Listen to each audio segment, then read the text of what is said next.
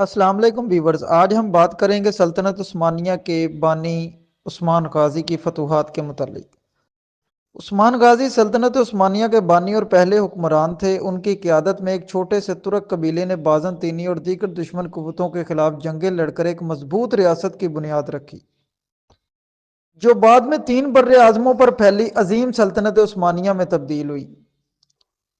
عثمان غازی کی فتوحات کا سلسلہ ان کی جنگی مہارت، دانشمندانہ سفارت کاری اور مضبوط قیادت کی بدولت جاری رہا۔ اس تفصیلی مضمون میں عثمان غازی کی فتوحات، جنگی حکمت عملی، ان کے عہد کی سیاسی صورتحال اور ان کی کامیابیوں کا جائزہ لیا جائے گا۔ 13ویں صدی کے آخر میں سلجوقی سلطنت زوال پذیر تھی اور منگول حملوں نے ان کے اقتدار کو کمزور کر دیا تھا۔ اس وقت اناطولیہ میں کئی ترک قبائل آباد تھے جو خود مختاری کے خواہش مند تھے۔ عثمان غازی کا قبیلہ کائی قبیلہ کہلاتا تھا، جو ترکوں کا ایک بہادر اور جنگجو قبیلہ تھا۔ عثمان غازی ارطغرل غازی کے بیٹے تھے، جو ایک بہادر سپہ سالار اور ترک قبائلی سردار تھے۔ ارطغرل غازی نے سلجوقیوں کی حمایت سے اناطولیہ میں ایک چھوٹی سی ریاست قائم کی تھی۔ 1281 میں ارطغرل غازی کی وفات کے بعد عثمان غازی نے اقتدار سنبھالا اور ریاست کی توسیع کی راہ ہموار کی۔ عثمان غازی نے اپنی پہلی فتوحات میں سوگوت اور دومانیچ پر قبضہ کیا۔ عثمان غازی نے اپنی ابتدائی حکمت عملی کے تحت سلجوقی ترکوں کے ایک وفادار کمانڈر کے طور پر بازنطینی سرحدوں پر حملے شروع کیے۔ سوگوت کو اپنی سلطنت کا ابتدائی دارالحکومت بنایا۔ سوگوت کو اپنی سلطنت کا ابتدائی دارالحکومت بنایا۔ دومانیچ اور قریبی علاقے ترک قبیلوں کے مستقل رہائش گاہ بن گئے۔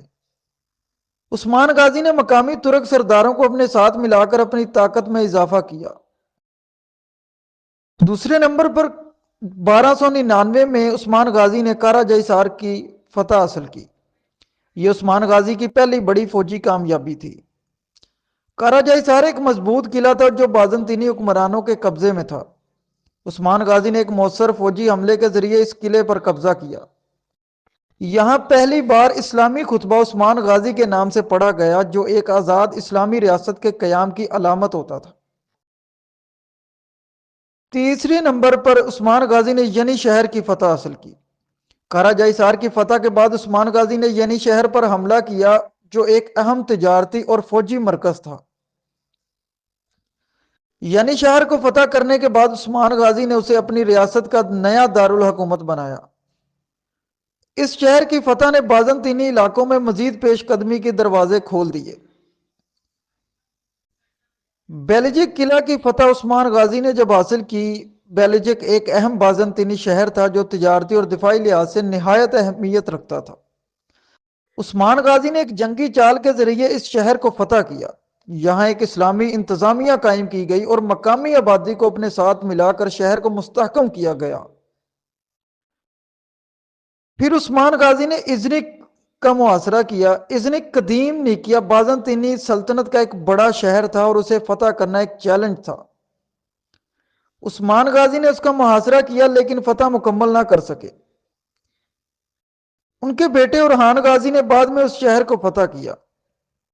مدانیہ اور بورسا کی مہمات میں عثمان غازی نے حصہ لیا۔ بورسا ایک انتہائی اہم شہر تھا جو عثمانی سلطنت کا مستقبل کا دارالحکومت بننے والا تھا۔ عثمان غازی نے بورسا کا محاصرہ کیا اور کئی سال تک جنگ جاری رکھی۔ عثمان غازی کے آخری ایام میں 1326 میں بورسا کو ان کے بیٹے اورحان غازی نے فتح کر لیا۔ عثمان غازی کی جنگی حکمت عملی اور ریاستی نظام جو تھا وہ بڑا اہم تھا۔ عثمان غازی نے بازنطینی علاقوں پر حملے کرنے کے لیے گوریلا جنگی حربے استعمال کیے۔ دشمنوں کو چھوٹے گروپوں میں تقسیم کر کے کمزور علاقوں پر حملہ کیا جاتا تھا۔ منظم فوج کے بجائے چھاپا مار دستوں کا استعمال کیا گیا۔ دشمنوں کی کمزوریوں سے فائدہ اٹھایا گیا۔ بازنطینی سلطنت داخلی خلفشار کا شکار تھی، جس کا عثمان غازی نے بھرپور فائدہ اٹھایا۔ مقامی عیسائی سرداروں کو اپنے ساتھ ملا کر مزید فتوحات کی۔ عثمان غازی نے مقامی ترک قبائل کو متحد کیا اور انہیں ریاست کے استحکام میں شامل کیا۔ بازنطینی حکومت کی بدعنوانی کے برعکس عثمان غازی نے انصاف پر مبنی حکومت قائم کی۔ اس حکمت عملی کی وجہ سے انہیں مقامی آبادی کی وسیع حمایت حاصل ہوئی۔ عثمان غازی نے اسلامی قوانین اور ترک روایات کو یکجا کر کے ایک مضبوط ریاستی ڈھانچہ تشکیل دیا۔ اسلامی علماء اور مشیر ان کے دربار میں اہم کردار ادا کرتے تھے۔ عثمان غازی 1326 میں وفات پا گئے۔ ان کی وفات کے وقت سلطنت عثمانیہ ایک مضبوط اور مستحکم ریاست بن چکی تھی۔ ان کے بیٹے اورحان غازی نے ان کی حکمت عملی کو جاری رکھا اور مزید فتوحات حاصل کی۔ بورسا کو عثمانی سلطنت کا پہلا بڑا دارالحکومت بنایا گیا۔ عثمان غازی کی فتوحات محض عسکری کامیابیاں نہیں تھیں، بلکہ ان کے ذریعے ایک ایسی ریاست کی بنیاد رکھی گئی جو اگلے 6 صدیوں تک دنیا کی ایک عظیم سلطنت بنی رہی۔ ان کی قیادت، دانش مندی، جنگی حکمت عملی اور انصاف پر مبنی حکومت نے انہیں تاریخ کے عظیم ترین فاتحین میں شامل کر دیا۔ ان کے اصولوں اور پالیسیوں نے آنے والے عثمانی حکمرانوں کے لیے ایک مضبوط بنیاد فراہم کی۔ عثمان غازی کی فتوحات کا اثر محض سلطنت عثمانیہ تک محدود نہیں تھا، بلکہ ان کی جنگی حکمت عملی اور انتظامی صلاحیتیں آج بھی تاریخی مطالعات میں ایک مثال کے طور پر پیش کی جاتی ہیں۔